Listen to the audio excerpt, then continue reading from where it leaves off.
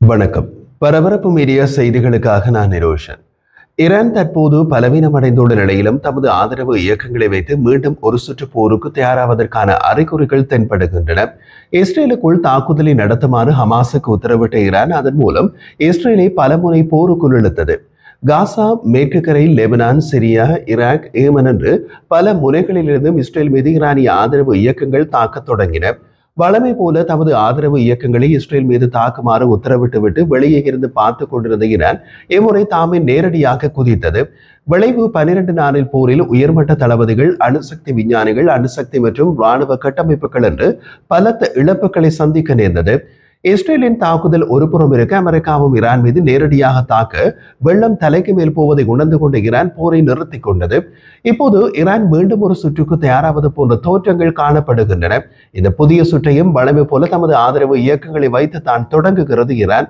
இந்த வாரம் பெய்ரூட்டின் மைய பகுதியில் ஹெஸ்பல்லா ஒரு ஆயுத அணிவகுப்பை நடத்தியது. இது லெபனான் அரசியலில் ஸ்பெக்ட்ரம் முழுவதிலும் இருந்து கடுமையான விமர்சனங்களை ஈர்த்துள்ளது மற்றும் லெபனானில் புதுப்பிக்கப்பட்ட உள் அமைதியின்மை குறித்த அச்சங்களை தூண்டியுள்ளது. லெபனான் தலைநகர் பெய்ரூட்டின் மத்திய அல் ஹம்ரா சுற்றுப்புறத்தில் நடைபெற்ற அணிவகுப்பில் முகமூடி அணிந்த ஹெஸ்போல்லா இயக்கத்தினர் இராணுவ பாணி இயந்திர மற்றும் கனரக ஆயுதங்களுடன் ஒரு சிவிலியன் மாவட்டம் வழியாக அணிவகுத்து சென்றனர். இந்த நிகழ்வின் புகைப்படங்கள் மற்றும் காணொளிகள் சமூக ஊடகங்களில் விரைவாக பரவின. இது லெபனானில் போரால் பாதிக்கப்பட்ட பொதுமக்களின் சீற்றத்தையும் லெபனான் சமூகத்தில் ஹெஸ்போல்லாவின் பங்கு குறித்து புதுப்பிக்கப்பட்ட விவாதத்தையும் தூண்டியது. லெபனானில் உள்ள பார்வையாளர்களின் கூற்றுப்படி இராணுவ அணிவகுப்பை இரட்டை நோக்கத்திற்கு உதவியது. இஸ்ரேலுடனான ஹெஸ்போல்லாவின் சமீபகால போரை தொடர்ந்து அந்த இயக்கம் பலமிழந்து ஒதுங்கியது வெளிப்படையாக தெரிந்தது. அதை மாற்றும் அல்லது மறைக்கும் விதத்தில் பலத்தை வெளிப்படுத்தி விளம்பரப்படுத்துவது அந்த இராணுவ அணிவகுப்பின் ஒரு நோக்கம். இரண்டாவது நோக்கம், லெபனான் அரசியலில் ஹெஸ்போல்லா தொடர வேண்டும் என்றால் அந்த இயக்கம் தமது ஆயுதங்களை லெபனான் அரசிடம் ஒப்படைத்துவிட்டு அரசியல் கட்சியாக மாற வேண்டும் என்ற குரல்கள் லெபனான் அரசியலில் அதிகம் ஒலிக்க தொடங்கி உள்ளன. இது ஈரான் எதற்காக ஹெஸ்போல்லாவை உருவாக்கி அதற்கு இவ்வளவு ஆண்டுகள் ஏராளமாக பணம் செலவு செய்ததோ அந்த நோக்கத்தை தலைகீழாக கவிழ்த்துவிடும். அதனால் ஈரானின் உத்தரவுப்படி ஹெஸ்போல்லா பெய்ரூட்டில் ஒரு இராணுவ அணிவகுப்பை நடத்தி நாம் ஒரு ஆயுதமேந்திய இயக்கம் என்று காட்டுவதே இரண்டாவது நோக்கம். எப்படியோ இதன் பின்னணியில் ஈரான் உள்ளது.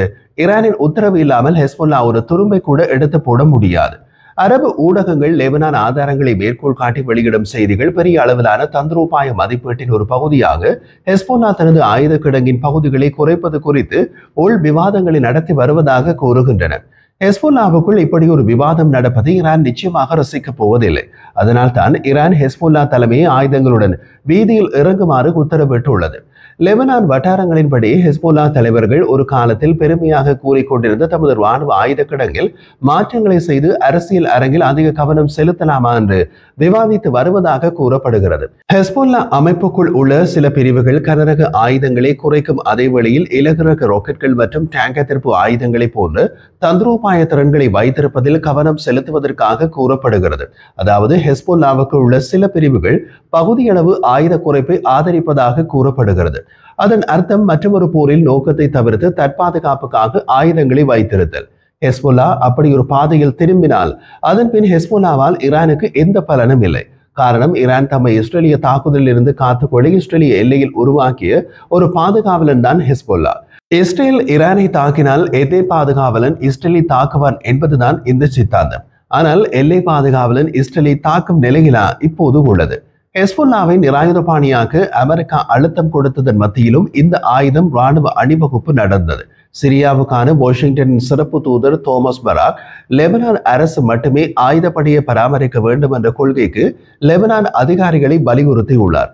கடந்த மாதம் கூட்டங்களின் போது எழுப்பப்பட்டதாக கூறப்பட்டு ஜூலை மாதம் மீண்டும் விவாதிக்கப்படும் என்று எதிர்பார்க்கப்படும் அமெரிக்காவின் கோரிக்கை பாதுகாப்பின் மீது முழு அரசு கட்டுப்பாட்டை உறுதி செய்வதற்காக லெபனானின் அனைத்து ஆயுத இயக்கங்களையும் கலைக்க வேண்டும் என்று அழைப்பு விடுக்கிறது.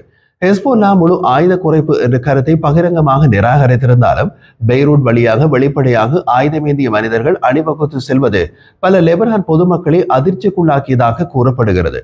லெபனான் மக்கள் இன்னமும் பொருளாதார சரிவு, அரசியல் முடக்கம் மற்றும் வளர்ந்து வரும் பாதுகாப்பின்மை ஆகியவற்றால் பாதிக்கப்பட்டுள்ளனர். இந்த அணிவகுப்பு வெளிப்புற சக்திகளுக்கு ஒரு எச்சரிக்கையாகவும் புதுப்பிக்கப்பட்ட இராணுவவாத கட்சிகளுக்கு லெபனான் சமூகத்தின் சகிப்புத்தன்மையை சோதிக்கவும் நோக்கமாக கொண்டிருக்கலாம் என்று சில ஆய்வாளர்கள் குறிப்பிட்டனர். ஆனால் லெபனானில் உள்ள பலருக்கு இது கடந்த கால வன்முறையின் நினைவுகளை தூண்டியது மற்றும் லெபனான் அதை குறைந்தபட்சம் தாங்க முடியாத நேரத்திலும் மேலும் உறுதியற்ற தன்மையின் அச்சத்தை எழுப்பியது. இருந்த போதிலும் ஈரான் ஹெஸ்போல்லாவை வைத்து மற்றொரு சுற்று ஆட்டத்திற்கு தயாராவதையே இந்த ராணுவ ஆயுத அணிவகுப்பு காட்டுகின்றது. ஈரானிய நோக்கத்தின் அடுத்த காட்சி தெரியும் இடம் ஈராக்கில் கடந்த சில தினங்களாக ஆளற்ற விமான தாக்குதல்கள் தினமும் நடக்கின்றன. ஈராக் மீதான ஆளற்ற விமான தாக்குதல்களுக்கு பின்னால் ஈரானிய ஆதரவு பெற்ற மக்கள் அணிதிரட்டல் படைகள் PMF உள்ளன என்று பாதுகாப்புத்துறை வட்டாரங்களில் கூறப்படுகிறது. குர்திஸ்தான் பிராந்திய அரசாங்கம் KRGயின் உள்துறை அமைச்சு நேற்று சனிக்கிழமை வெளியிட்ட அறிக்கையில் சமீபகால ஆளற்ற விமான தாக்குதல்களுக்கு பின்னால் உள்ள குற்றவாளிகள் இவர்கள்தான் என ஈராக்கில் உள்ள ஈரானிய ஆதரவு இயக்கங்கள் மீது விரல் நீட்டியது. ஈரான் இஸ்ரேல் மோதலின் 12 நாட்களுக்கு பின்னர் போர் நிறுத்தம் நடைமுறைக்கு வந்த ஜூன் 24ஆம் தேதி ஈராக்கில் ஆளற்ற விமான தாக்குதல்கள் தொடங்கியது. அமெரிக்கா ஈரானில் குண்டுவீச்சு நடத்தியது. பின்னர் கத்தார் போர் நிறுத்தத்திற்கு உதவியது. இது நடந்து கொண்டிருக்கும் போது ஆளற்ற விமானங்கள் பல ஈராக்கிய ராணுவ தளங்களை குறிவைத்தன. ஈராக்கிய ராணுவ தளங்களான காம் தாஜி மற்றும் இமாம் அலியில் உள்ள ரேடார் தளங்கள் தாக்கப்பட்டன. தெற்கு ஈராக்கில் நஹாரியா மற்றும் இமாம் அலி விமான தளம் உள்ளது. தாஜி ராணுவ தளம் பக்தாத்திற்கு வடக்கே உள்ள ஒரு பெரிய தளம். சில நாட்களுக்குள் தாக்குதல்கள் பரவின. கிர்குக் அருகே உள்ள K1 விமான தளத்தில் ராக்கெட்கள் ஏவப்பட்டன. பின்னர் ஈராக்கிய நகரங்களான சொலிமானிய, டோஹூட் மற்றும் எர்பிலை குறிவைத்து ஆளற்ற விமான தாக்குதல்கள் நடத்தப்பட்டன. ஜூலை 1ஆம் தேதி முதல் நேற்று 5ஆம் தேதி வரை தினமும் பல ஆளற்ற விமான தாக்குதல்கள் நடந்துள்ளன. குர்திஸ்தானின் தலைநகரான எர்பிலில் இருந்து வெளியாகும் ஊடகம் ரூடாப் வெளியிட்ட செய்தியில் உள்ளூர் அதிகாரிகள் ஹஷ் அல் ஷாபி இயக்கம் இந்த தாக்குதல்களுக்கு பின்னால் இருப்பதாக நம்புவதாக குறிப்பிட்டது. ஹஷ் அல் ஷாபி ஈரானால் உருவாக்கப்பட்ட ஷியா பிரிவு ஆயுத இயக்க கூட்டணி PMF எனப்படும் மக்கள் அணிதிரட்டல் படைகளில் அங்கம் வகிக்கும் இயக்கம். இந்த PMF 20க்கும் மேற்பட்ட ஈரானிய ஆதரவு இயக்கங்களின் கூட்டணி. இவர்களுக்கு ஆயுத உதவி மற்றும் மாதம் நிதி உதவி செய்வது ஈரானிய புரட்சிகர காவலர் படையின் அல் குட்ஸ் படைப்பிரிவு. PMF கூட்டணியில் உள்ள ஷியா பிரிவு இயக்கங்களான கட்டாயிப் ஹெஸ்போல்லா, அசைப் அக்ல் அல் ஹக் மற்றும் ஹரஹத் ஹெஸ்போல்லா அல் நுஜாபா ஆகியவை சக்தி வாய்ந்த இயக்கத்தினரின் சில எடுத்துக்காட்டுகள். கட்டாயிப் ஹெஸ்போல்லா 2024ஆம் ஆண்டு ஜனவரி மாதம் ஒரு ஆளற்ற விமான தாக்குதலை நடத்தியது. ஈராக்கில் இருந்து புறப்பட்ட ஆளற்ற விமானம் எல்லை கடந்து ஜொனானின் 3 அமெரிக்க துருப்புக்களை கொண்டது. இந்த இயக்கங்கள் கடந்த காலங்களில் இஸ்ரேலையும் குறிவைத்துள்ளன. அதே போல சிரியாவில் உள்ள அமெரிக்க தளங்களையும் ஈராக்கில் உள்ள அமெரிக்க படைகளையும் குறிவைத்துள்ளன. நேற்று சனிக்கிழமை இரவு எர்பிலுக்கு அருகிலுள்ள ஒரு வெறிச்சோடிய பகுதியில் ஒரு ஆளற்ற விமானம் விபத்துக்குள்ளானது. குழப்பத்தை உருவாக்கும் நோக்கத்துடன் ஹஷ் அல் ஷாபியுடன் தொடர்புடைய சில இயக்கங்களால் இந்த தாக்குதல்கள் நடத்தப்படுகின்றன. இந்த அழிவுகரமான செயல்களுக்கு வரம்புகளை நிர்ணயிப்பதும் குற்றவாளிகளுக்கு எதிராக சட்ட நடவடிக்கைகளை எடுப்பதும் மத்திய அரசாங்கத்தில் உள்ள தொடர்புடைய தரப்பினருக்கு அவசியம் என்று குர்திஸ்தான் பிராந்திய அரசாங்கம் KRGயின் உள்துறை அமைச்சு நேற்று வெளியிட்ட அறிக்கையில் தெரிவித்துள்ளது. வெள்ளிக்கிழமை எர்பில் சர்வதேச விமான நிலையம் அருகே வெடிபொருள் நிறைந்த ஆளற்ற விமானம் இடைமறிக்கப்பட்டது.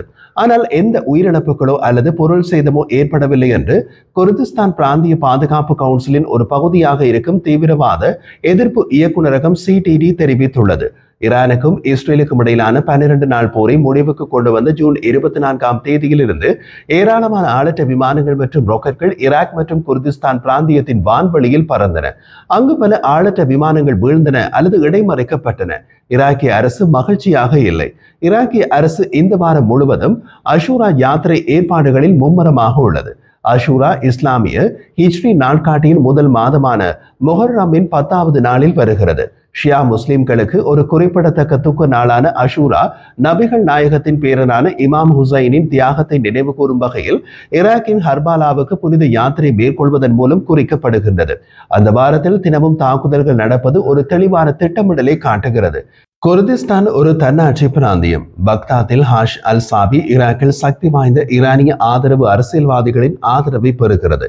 ஈரானுடனான தொடர்புகள் மற்றும் ஆளற்ற விமான தாக்குதல்கள் மற்றும் படுகொலைகள் மற்றும் கடத்தல்கள் போன்ற சட்டவிரோத நடவடிக்கைகளுடன் தொடர்புகள் இருந்த போதிலும் ஹஷ் அல் ஷாபி 2018ஆம் ஆண்டு ஈராக்கிய அரசாங்கத்திடமிருந்து சம்பளம் பெற்று ஈராக்கின் அதிகாரப்பூர்வ துணை இராணுவ குழுவாக மாற முடிந்தது. ஹஷ் அல் ஷாபியில் அங்கம் வகிக்கும் ஷியா பிரிவு இயக்கங்களான கட்டாயிப் ஹெஸ்போல்லா, அசைப் அக்ல் அல் ஹக் மற்றும் ஹரஹத் ஹெஸ்போல்லா அல் நுஜாபா ஆகியவை ஈரானிய உத்தரவில் சிரியாவிலிருந்து இஸ்ரேலை நோக்கி ராக்கெட்களை ஏவி கொண்டிருந்தன. மறுபக்கத்தில் ஹெஸ்போல்லா லெபனானில் இருந்து இஸ்ரேலை தாக்கிக் கொண்டிருந்தது. கடும் சேதம் ஏற்படவே ஹெஸ்புல்லா ஒரு சமாதான ஒப்பந்தம் செய்து கொண்டு அமைதியானது. கிட்டத்தட்ட அதே காலப்பகுதியில் இந்த ஈரானிய ஆதரவு ஈராக்கிய இயக்கங்களும் தாக்குதல்களில் இருந்து முழுமையாக ஒதுங்கிக் கொண்டன. ஹெஸ்புல்லா தாக்குதலை நிறுத்திய பின் இந்த ஈரானிய ஆதரவு ஈராக்கிய இயக்கங்கள் இஸ்ரேலை நோக்கி ஒற்றை ராக்கெட்டை கூட ஏவவில்லை. ஈராக்கிலும் எந்த ஒரு தாக்குதலையும் நடத்தவில்லை. இப்போது இவை மீண்டும் ஈரானால் களத்தில் இறக்கிவிடப்பட்டுள்ளன. ஆனால் இலக்கு மிக கவனமாக இஸ்ரேலும் இல்லை, அமெரிக்காவும் இல்லை. ஈராக்குக்குள் வெவ்வேறு இடங்களில் தாக்குகிறார்கள். பெரும்பாலான இலக்குகள் ஈராக்கில் குர்திஸ்தான் பிராந்தியத்திலேயே உள்ளன. இஸ்ரேலுடனான போரில் ஏற்பட்ட பின்னடைவு காரணமாக சோர்வடைந்து ஒதுங்கிவிட்ட தமது ஆதரவு இயக்கங்களை ஈரான் மற்றொரு சுற்று வன்முறையில் இறக்குவதற்கு தயாராவதையே இந்த சம்பவங்கள் காட்டுகின்றன.